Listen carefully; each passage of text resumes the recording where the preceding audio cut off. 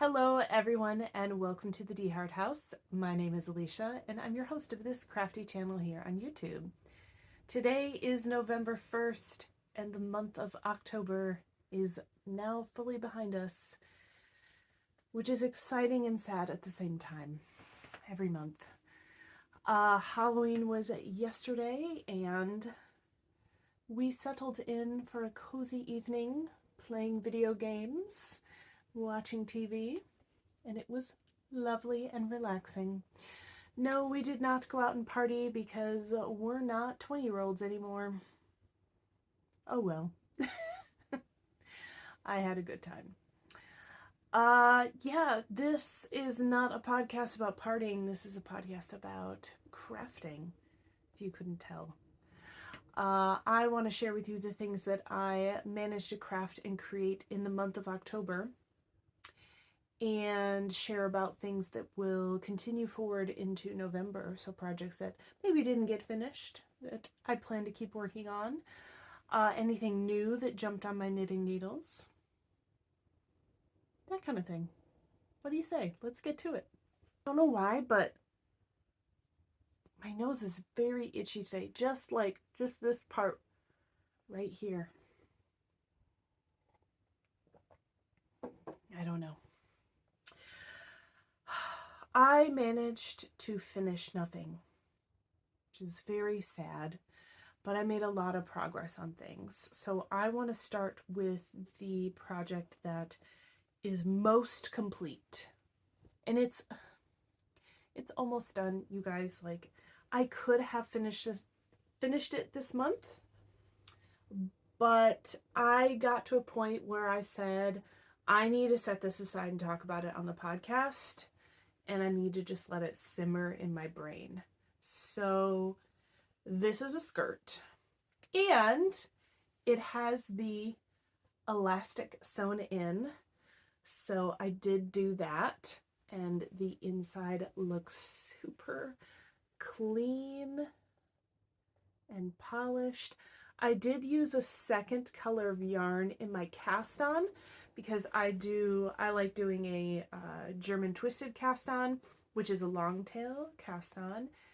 And instead of guessing the length of the tail, I just used 2 strands of yarn, and I had decided to use just a secondary color. I knew I was going to fold this over and sew it in on the inside, so it didn't matter what the color was. But that was handy because it helped me just visually see things better for sewing in. And it's just super clean. Here's the outside, the right side. I did do a purl row, not for folding over. This is all knit.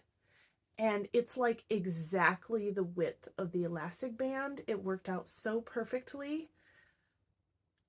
This is a huge success. I used scrap yarn for this. So I wanted a full-length skirt. This is not a full-length skirt. The elastic band goes around my waist, and the end of the skirt is near my knees. So it's still a modest length, but not full length. I did not want to go purchase more yarn for this. The intent was to use up significant leftovers in my stash, and stopping the skirt here still accomplished that goal. So I was happy about that. This does need to be washed. The bottom edge is wanting to roll up, which is very annoying, and I'm hoping that washing it and blocking it will help with that. This is a 100% acrylic yarn. It's worsted weight. Karen 1 pound. This is in the color dark gray mix. I made a cardigan out of this last year. I think it was last year. And I've used this yarn in so many other things as well. Another cardigan. I have it mixed with a white yarn. Anyway, significant leftovers. I have only a smidgen left, just a handful of grams, which is beautiful. Now, here's the issue and why it's technically not finished. I endeavored to add pockets to this.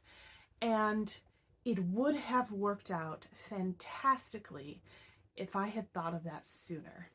The issue that I'm having is that the pockets are too far down, and really this opening should have been more like here.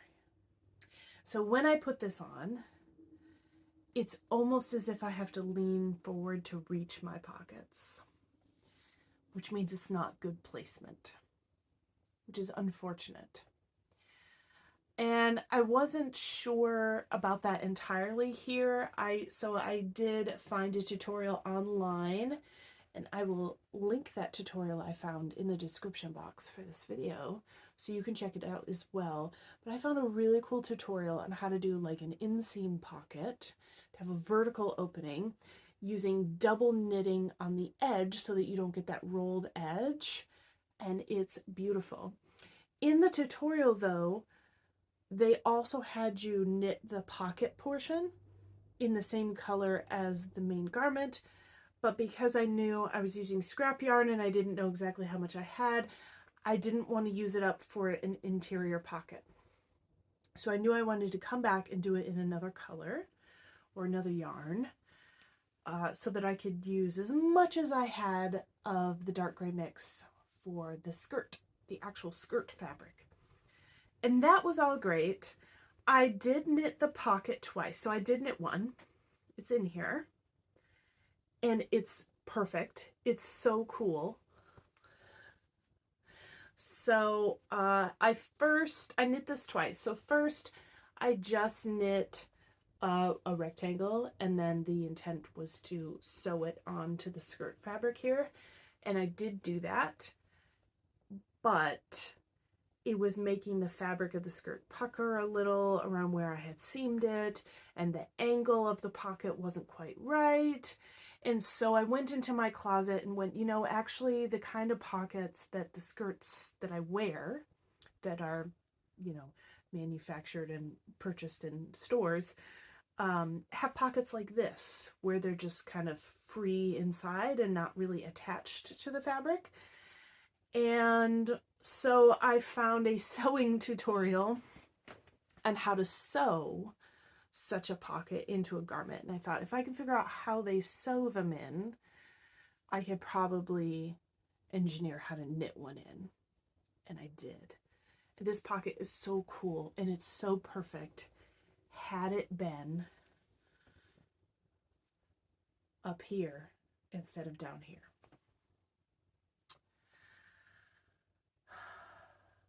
So I knit this pocket, I tried it on, and here are the issues. One, the opening for the pocket is too low, that really I have to kind of lean over to reach my pockets, so it's not good placement. The second issue is that now with the bulk of the double-sided knitted pocket and where this is on my thigh, it's actually not letting the skirt fabric sit properly, and it's giving this like extra bulge around my thigh. So I'm a bit defeated by this project because I wanted to mark off 2 squares on my bingo card, one of them being pockets and the other one double knitting. So the fact that I used double knitting for the edge of the pocket opening and then actually knit in pockets was going to be this amazing thing. And now it's the reason why this skirt is unwearable. So here's my thought. I don't want to rip this all the way back so that I can then do the pocket up here. I don't want to do steeking because it's 100% acrylic yarn, and I don't, like I could sew this closed and then I could cut a new pocket opening here, right? That's steeking, but this is 100% acrylic yarn. I have done that before with 100% acrylic yarn using a sewing machine, and I found it to be not as clean of an edge as I would hope steeking would yield. But it's because this yarn isn't grippy enough to stick to itself. You have to go through this extra effort to keep the ends from unraveling. So I'm not going to steek a new pocket opening, and I'm not going to frog this to re-knit it with a new pocket opening alignment. I already cut the elastic and sewed it in, and it fits beautifully if I didn't have the pockets. So what I'm thinking is to rip this pocket out and just sew each pocket closed. And I will just have a skirt without pockets. So I have enough of this dark gray mix yarn left over that I can sew each of these openings closed. And it won't be super obvious. And it will just be a skirt without pockets. Which is not the end of the world. Just very disappointing, because that was going to be a key feature of this garment, is making something with pockets. So I'm very sad about it. And in that moment, I just had to set this aside and not work on it. Because I did not want to give up on the pockets. My number one complaint about women's clothing is that they don't give us enough pockets or functional pockets if they're going to give us the little faux pocket that you can barely stick your fingertips into. Anyway. But I think that's what I'm going to do. I'm just going to call it it was a successful journey in pocket making. I will say that. I learned some really fabulous techniques and I executed them well. And so I feel very confident about putting pockets in the next thing. That is a huge success. And I think I just need to be willing to accept that. It's not working out on this particular garment. It's still a wearable garment as is if I get rid of the pocket feature. And I just try not to make it work. And I just put pockets on the next thing. And so for the amount of mental energy and time it would take to reknit this and everything, I think that's going to be what I do. So next project is crochet, and it's a blanket. And it is not yet finished, but it is now 2/3 of the way finished. And I think last time I showed it to you, it was just over 1/3 finished, if I remember that correctly. So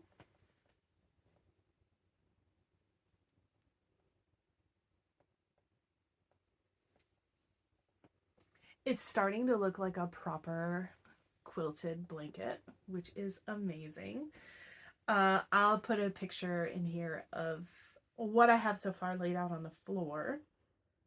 But yeah, I set this down because I was making really good progress on this. This was my main after work crafting, was working on this blanket. Excuse me. And then I went, oh, but my skirt is almost finished. Like, I bet that could be my finished object for October. So I set this down. I worked on the skirt. Obviously, that got frustrating. And I didn't yet quite come back to this. So I think I'm going to come back to this very soon. And I'm confident that I could get this done in November.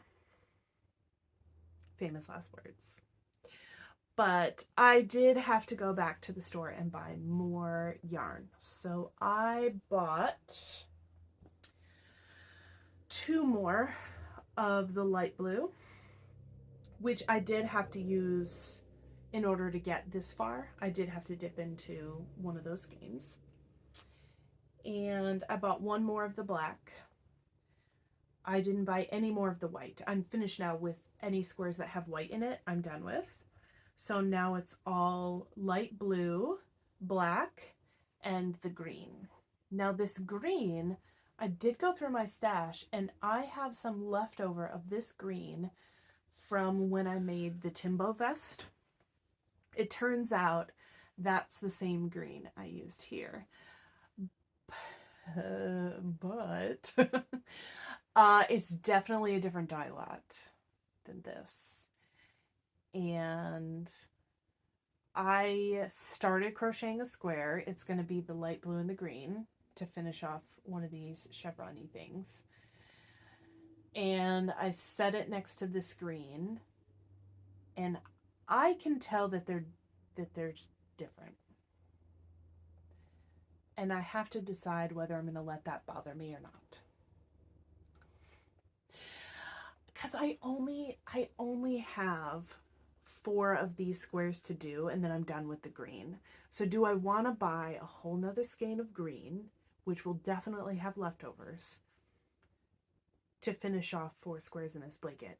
Or do I accept the fact that the green will be a slightly different shade than this, and there's perhaps a chance that people will notice? So I'm gonna just go ahead and make the squares with the leftover scrap yarn I have from my Timbo vest and use up stash, which is part of the point, and just roll with it. I'm just gonna roll with it.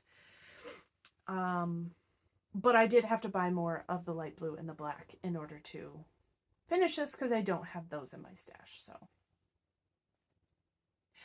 But yes, I have 4 rows finished. It's a 6x6 blanket, if we count the squares.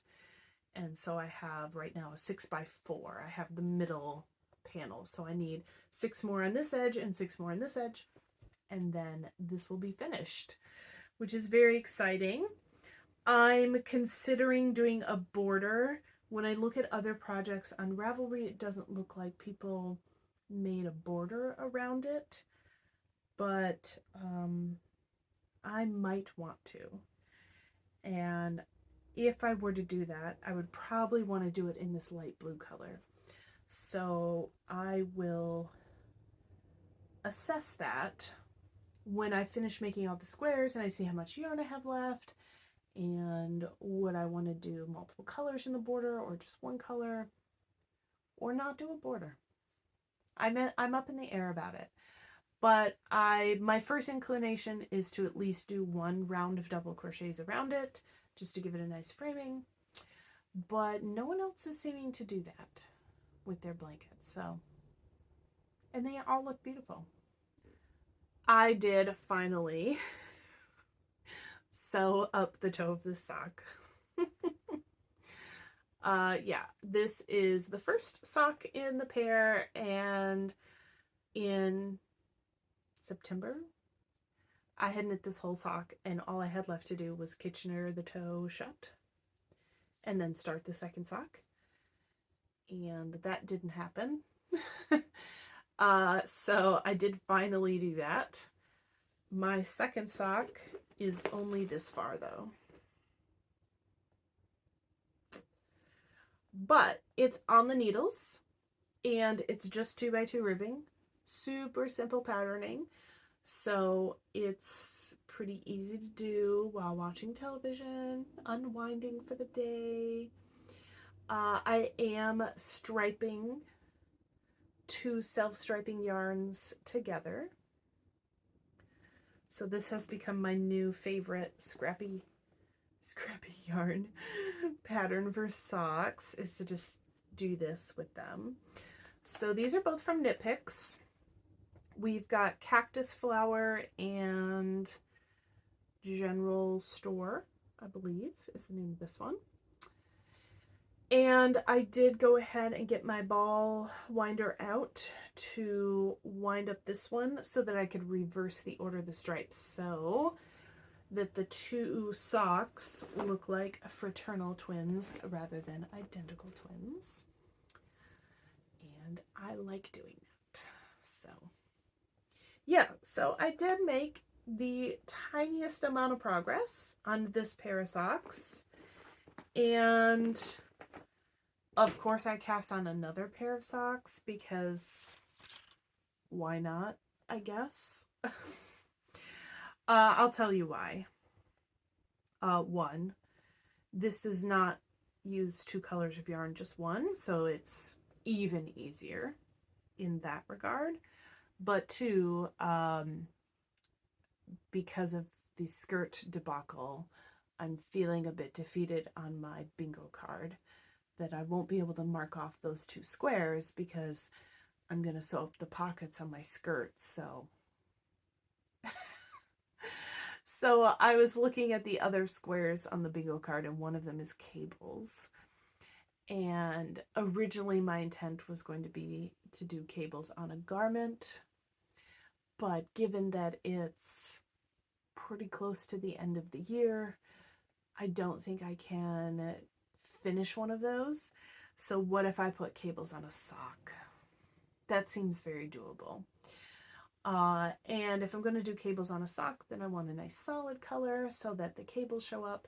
So yes, I have knit the cuff 1x1 ribbing for 15 rounds, and I'm about to start the cabling, but I needed to find my cable needle.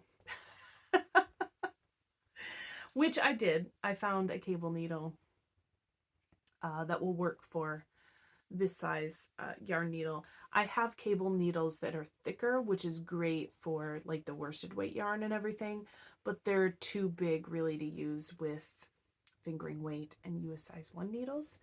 So I did go through my drawers and I found a cable needle that will work for this size, so I can proceed with this now. But yeah, I didn't need to cast it on, but it did help me kind of work through my skirt not working out. I'm so disappointed by that. So now is the time to review my goals so far this year and see how I'm doing with those. And then after goals, I did take some different video clips throughout the month of the fall scenery and walking with Marjorie and different things. And I just wanted to share that with you all. So we'll have a little slideshow at the end of some pictures and video of things I did in the month of October. There was a tiny bit of gardening, but it's mostly cold and rainy now, so we're kind of done in the garden. I've got some fall plants out there like cabbage and rutabaga, but they're not requiring much maintenance right now, so I get to stay inside and stay warm and dry. But just got something in my eye. Yeah, so yarn in. Should I do that first or the bingo card? Let's do the bingo card first. Okay, so I've marked off nothing new, right? But I do have a bingo. So even though I'm probably not going to fill in all of these squares by the end of the year, I do have a bingo right here. If I were to get this square, which says spin from a bat, then I would have another bingo. And then if I got these 2, anyway, see where I'm going. But yes, I had pockets right here and double knit right here. And so my skirt would have gotten me a second bingo. Oh well. Oh well. Yarn in. I'm keeping track of how much yarn I bring into the stash and how much comes out. And every month I do an update because that's how I find out how I'm doing and can inform my buying or not buying of yarn. So I did bring more yarn in because I had to get some more colors for the blanket that I'm crocheting. And I brought in 3 more skeins of yarn, 2 of the light blue and 1 black. And so that brought in another 1,000 or so yards into the stash. So total for the year, I've brought in 12,855 yards of yarn. And out, I count yarn out when I finish a project. I finish none this month. I'm not counting the skirt until it's actually wearable. It's currently not in a wearable state. So I brought no yarn out of the stash this month. So, so far this year, I have used up 10,667 yards out of the stash, which means I'm currently at a net gain of roughly 2,200 yards.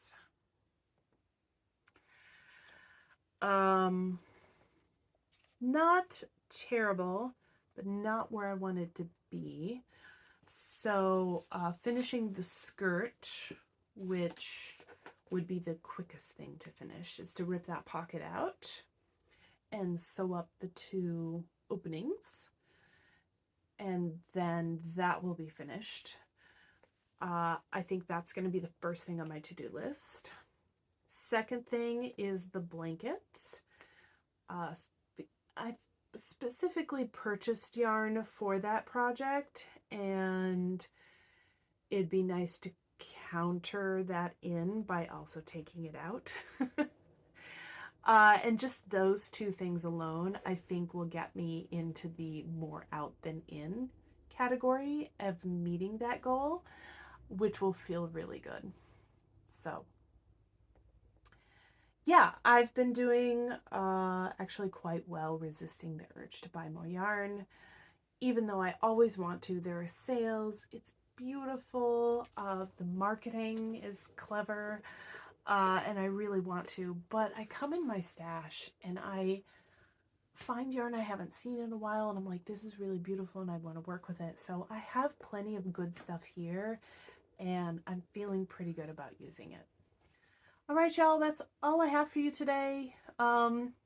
Work is busy, as always. As it is right now, work is very busy. Like I mentioned last time, we are dealing with some budget cut stuff, and so it's been stressful, it's been involved, it's a process, it's not a fun process, and so just working through that is taking a lot of my mental energy, emotional energy, and I just come home at the end of the day and feel really drained.